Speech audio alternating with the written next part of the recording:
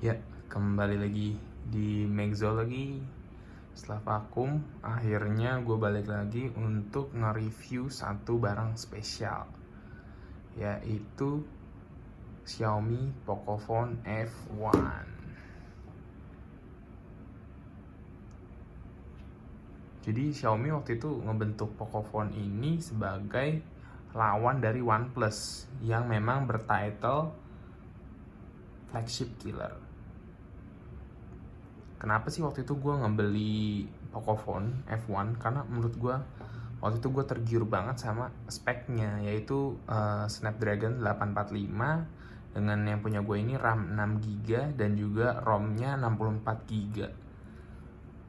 Dan gue udah punya HP ini hampir 2 tahun, jadi udah cukup berumur juga HP ini. Tapi experience gue untuk pakai HP ini tuh oke banget sih.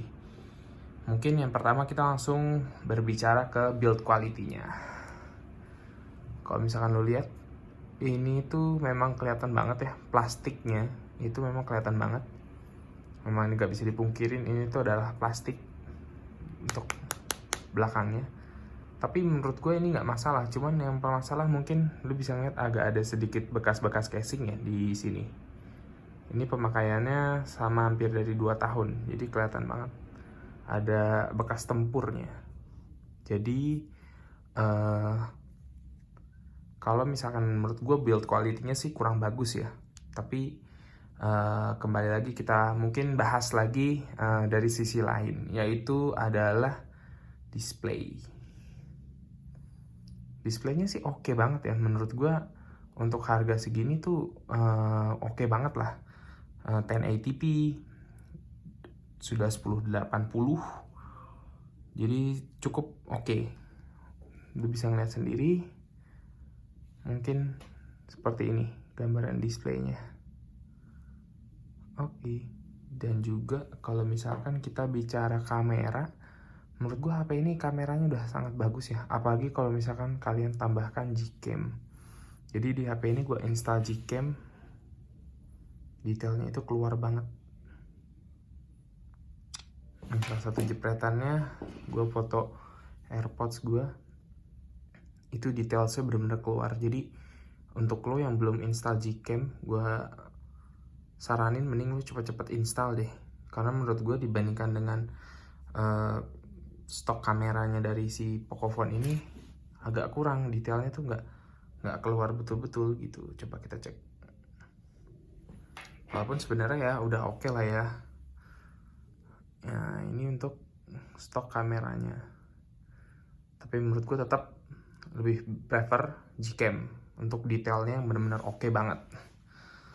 Oke, selanjutnya kita akan bahas tentang baterai. Baterai dari HP ini itu 4000 mAh. Ya dari 2 tahun ini sih udah berkurang sih. Memang kualitas dari baterainya ini sendiri kan, efisiensinya lithium itu pasti akan berkurang ya sebagaimana waktu berjalan. Nah, untuk ya sebagai ukuran gue lumayan berat sih untuk pakai HP ini, karena ini merupakan HP kantor gue. Jadi banyak banget WhatsApp, banyak banget gue download, banyak banget gue browsing. Dan juga untuk HP ini seenggaknya gue ngecas sehari sekali lah. Sehari sekali di sore tuh gue harus ngecas gitu. Menurut gue sih itu fine lah ya. Apalagi kalau misalkan ini tuh dinilai adalah HP second yang umurnya hampir 2 tahun. Menurut gue ini oke banget sih. Masih normal gitu. Dulu waktu gue pertama kali punya, bahkan bisa hampir 1,5 hari sih nggak gue charge. Jadi menurut gue ini masih oke banget ya. Nah, selanjutnya gue mau bahas lagi tentang softwarenya. Mungkin beberapa dari kalian tahu gue di sini udah pakai MIUI Global 11.0.8. Karena Android yang sebelum ini yang gue pakai itu adalah OnePlus, gue bener-bener ngerasain sih memang stok Android itu the best ROM yang mungkin ada di pasaran ya. Mungkin ini preferensi gue. Tapi menurut gue untuk MIUI yang ada di Pocophone ini nggak terlalu buruk kok. Karena mungkin yang pertama yang membedakan itu dia ada up drawer ya, di sini bisa kalian. Ini gue pakai Pocophone stock launchernya. Ini kalian bisa ngeliat di sini ada drawernya. Jadi menurut gue ini udah agak stock-ish ya, mirip-mirip stock Android. Dan juga kita lihat fitur-fiturnya itu macam-macam. Dia ada di communication, dia jadi digolongkan gitu. Jadi ada communication, entertainment, fotografi, toolsnya, dan bla bla bla. Tapi gue set di all aja karena mungkin gue udah kebiasa kayak gitu.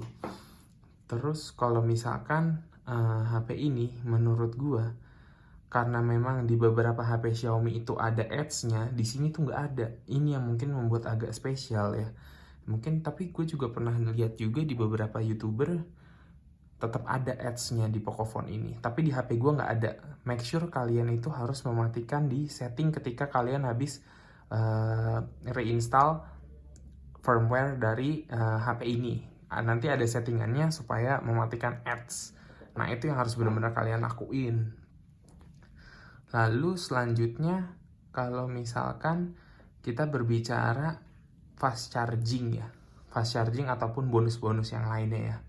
Kalau menurut gue sih, dia sebenarnya support untuk quick charge 3.0, tapi yang lu dapet dari out of the box-nya itu yang quick charge 2.0.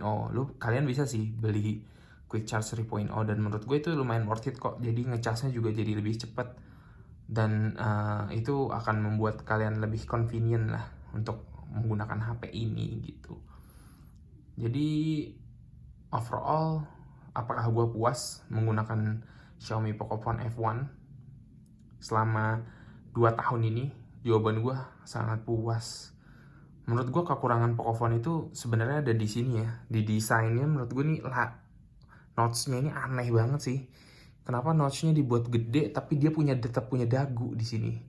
Itu menurut gue aneh banget. Mungkin kalian nggak terlalu kelihatan ya, tapi ini tuh dagunya. Jadi ini gede banget menurut gue. Aneh. Itu mungkin salah satu kekurangan dari HP ini. Terus yang kedua, menurut gue kekurangan dari HP ini itu displaynya walaupun memang udah 1080p, tapi ini bukan display LCD yang terbaik lah ya. Menurut gue masih banyak banget display LCD yang lebih baik daripada ini. Lalu menurut gue kekurangan yang ketiga itu build quality-nya sih. Build quality-nya tuh plastiknya bener-bener kerasa banget sih. Jadi ini nggak bener-bener plastik yang dibuat kayak gelas gitu, nggak. Ini bener-bener plastik polikarbonat lah kalau bahasa kerennya. Tapi kalau misalkan kita berbicara kamera, menurut gue oke. Terus habis dari itu kalau misalnya kita berbicara juga soal speknya, itu menurut gue oke banget. Jadi ini kalau misalnya untuk yang gamer, gue bukan gamer ya. Untuk gambaran pasti ini bisa smooth extreme. Untuk yang main PUBG itu juga pasti bisa rata kanan lah istilahnya settingannya. Jadi menurut gue nih oke banget kalau misalkan untuk gaming. Terus kalau misalkan untuk sosial media apalagi ya, lu kalau misalnya lihat buka tutup apps-nya itu cepet banget tuh ya. Kalau misalnya kita lihat cepet banget buka tutup apps-nya tuh bener-bener oke banget lah, cepet banget.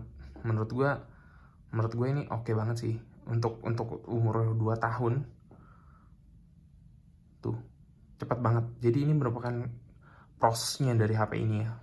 Keuntungan kalian untuk membeli HP ini di tahun 2020 tuh masih ada, masih cepet. Mungkin ini pasti lebih cepat dibanding smartphone mid-range kali ya. Dibandingin smartphone mid-range yang ada di pasaran. Ya mungkin apalagi ya. Mungkin itu aja sih ya yang bisa gue tambahin lagi. Mungkin nanti setelah ini gue akan bahas lebih detail lagi tentang smartphone Pocophone F1 ini yang menjadi flagship killernya dari Xiaomi. Sayang banget sih Pocophone F2 itu belum masuk ke Indonesia. Jadi Pocophone F1 ini masih menjadi satu-satunya smartphone Pocophone yang ada di pasaran Indonesia.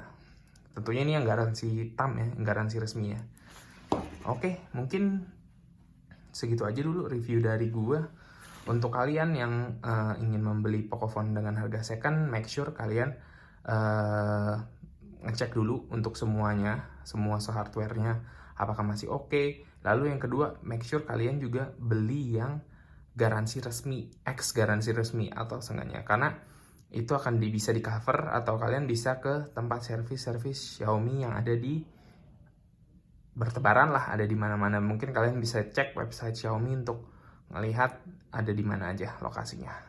Oke, sekian dari gue, Mexology out.